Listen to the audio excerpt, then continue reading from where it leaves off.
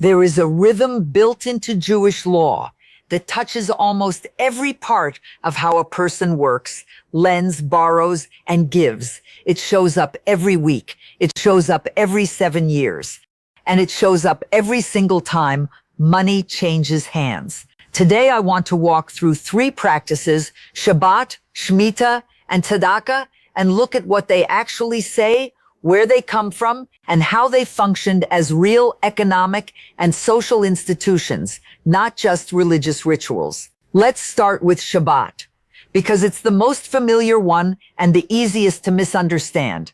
The commandment to rest on the 7th day appears in the 10 commandments themselves in Exodus chapter 20.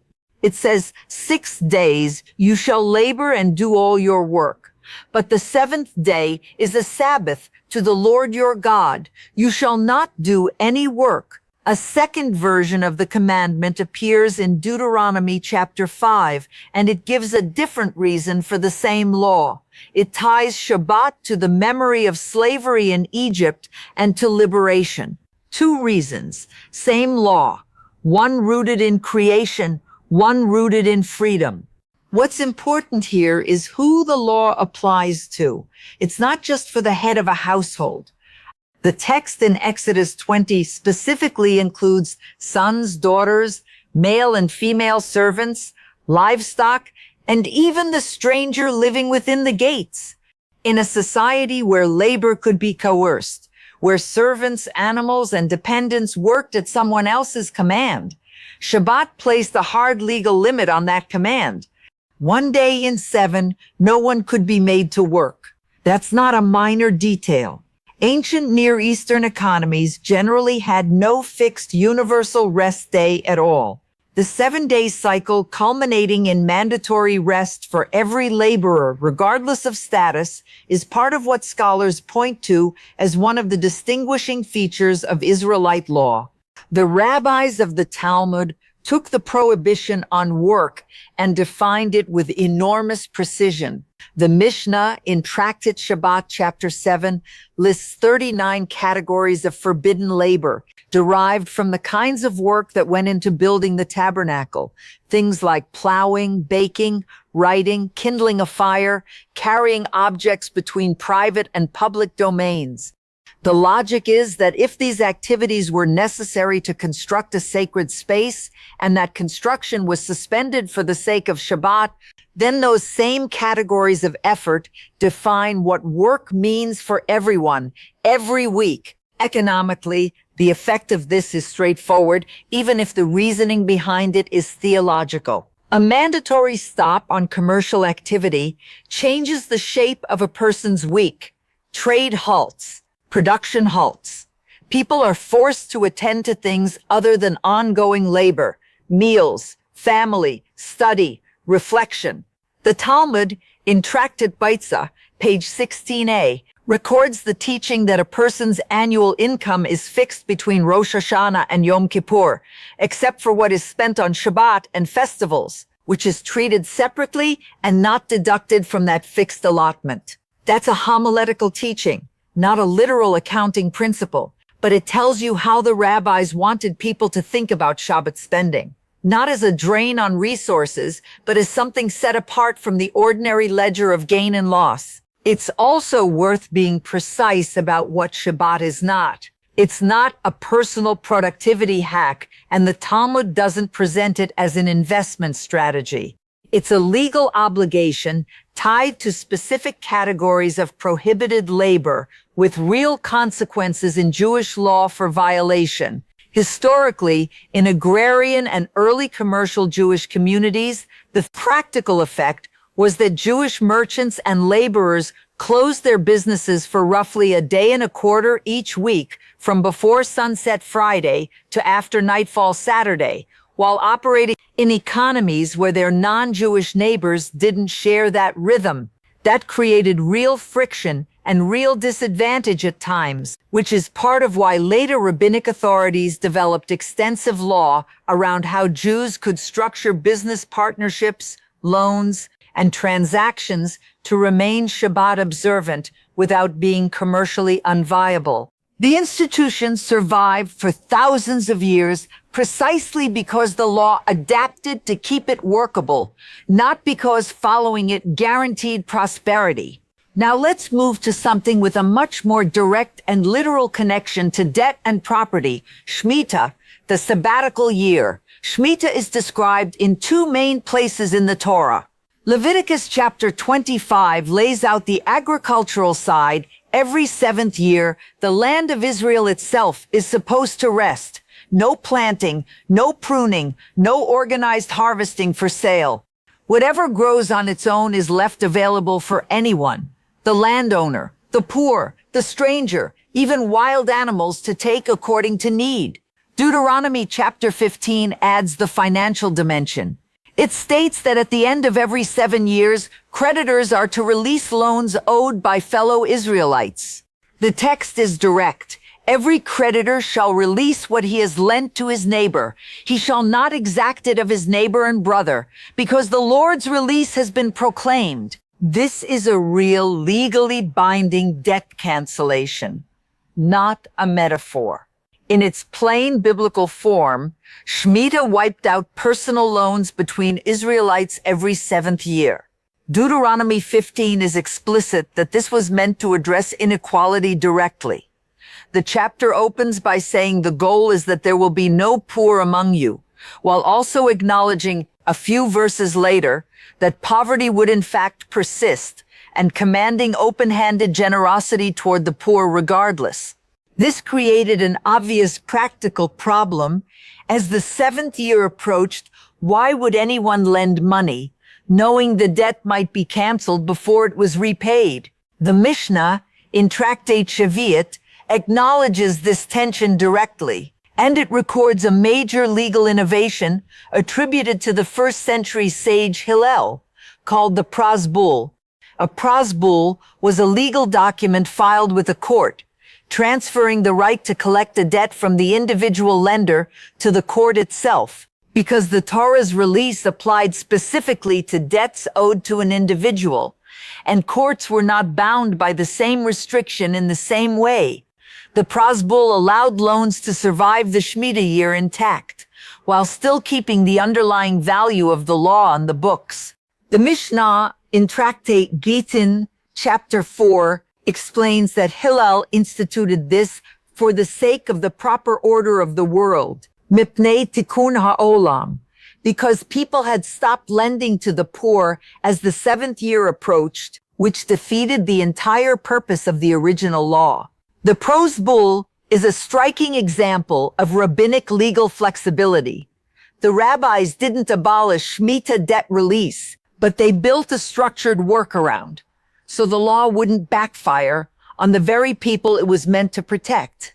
Outside the land of Israel, and especially after the destruction of the temple and the dispersal of the Jewish population, Shmita's agricultural laws became largely inapplicable in practice for diaspora communities, since they're tied to land ownership within specific biblical boundaries. The debt release element, mediated through the prozbul, became largely theoretical in everyday commercial life once that mechanism was widely adopted. Today, Shmita is actively and literally observed primarily in the state of Israel, where it has real, debated legal and agricultural consequences, including a famous and still contested mechanism called heder mehira, a sale of land to a non-Jew for the duration of the Shmita year, used by some religious authorities to allow continued commercial farming. Other communities and farmers in Israel observe Shmita literally, letting fields lie fallow and relying on produce grown the prior year, imported produce or produce grown by non-Jewish farmers. It remains a live, complicated area of Jewish law and Israeli agricultural policy, not a settled historical curiosity. What both Shabbat and Shmita share is a built-in stop on accumulation. Shabbat interrupts the week. Shmita interrupts ownership and debt on a 7-year cycle. Neither is presented anywhere in the text as a method for getting rich. They're presented as limits, checks against the idea that labor, land, and lending can simply continue indefinitely without interruption or correction. That brings us to tzedakah, which is usually translated as charity, though that translation hides something important. The word tzedakah comes from the Hebrew root tzedek, meaning justice or righteousness. Calling it charity suggests an optional act of generosity. In Jewish law, tzedakah functions much more like an obligation, closer to a tax or a legal duty than a voluntary gift. Maimonides, the 12th century philosopher and legal codifier, addresses this directly in his law code, the Mishnah Torah, in the section called Hilchot Matanot Aniyim, Laws of Gifts to the Poor. He states plainly that every Jewish person is obligated to give tzedakah according to their means, and that even a poor person who is themselves supported by tzedakah is obligated to give to others. The Torah source most directly connected to tithing in the way it's often discussed is in the book of Genesis, chapter 28, where Jacob, after his dream of the ladder reaching to heaven, while fleeing his brother Esau with nothing to his name, vows that of everything God gives him, he will set aside a tenth. Tithing as an institution gets significantly more legal structure later in Numbers chapter 18, Deuteronomy chapter 14, and Deuteronomy chapter 26, which describe agricultural tithes given to the Levites, brought up to Jerusalem, and every third year in particular, set aside specifically for the poor, the orphan, the widow, and the stranger.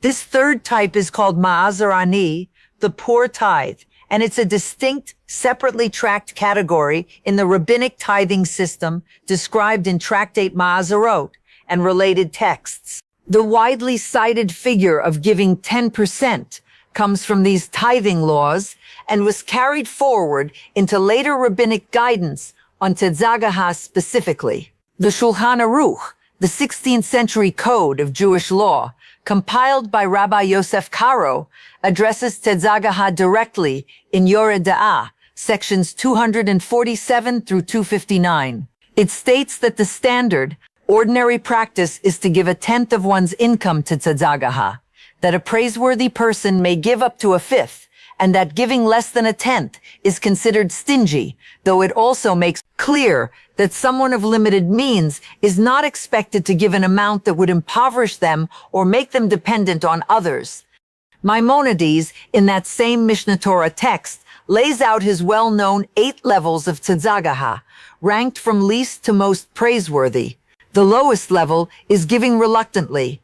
The highest level is helping someone become self-sufficient through a loan, a job, or a business partnership, so they no longer need to rely on tzedakah at all. That hierarchy tells you something about how the tradition frames the goal, not ongoing dependency, but restored capacity. There's also a structural, communal side to tzedakah that's easy to miss if you only think of it as a personal habit. Historically, Jewish communities organized formal tzedakah funds and institutions, a communal charity box called the kuppah, which provided ongoing weekly support to the local poor, and a separate fund called the tamchui, a food distribution system that provided daily meals to anyone in need, including travelers and non-Jews passing through, on the basis of need alone, no questions asked about background. These weren't passive collection boxes. The Mishnah and later legal codes describe specific rules for who collected the funds, how often distributions happened, and what qualified someone for support. Tzedakah, in other words, functioned for centuries as an actual social welfare system run by the community, governed by detailed law, not simply as an individual virtue. So when you put these 3 institutions side by side, a pattern does emerge, but it's not a hidden numerology code, and it's not a guaranteed wealth formula. It's closer to this. Jewish law builds in regular mandatory interruptions to the unrestrained accumulation of labor, debt, and personal wealth. Shabbat interrupts work on a weekly cycle. Shmita interrupts land use and debt on a 7-year cycle. Tzedakah interrupts the assumption that what a person earns is fully and exclusively theirs to keep by treating a portion of it as owed as a matter of justice to the wider community. None of these laws promise financial outcomes. The Torah and the Talmud are not framed as personal finance manuals, and the rabbis who developed and refined these institutions over 2,000 years were doing legal and ethical reasoning, not writing a get-rich playbook.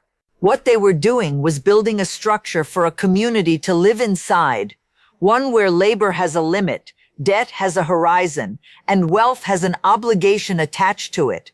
Whether or not you find that structure compelling on its own terms, it's worth understanding accurately because the actual texts and the actual history are genuinely interesting without needing to dress them up as a secret anyone is hiding from you.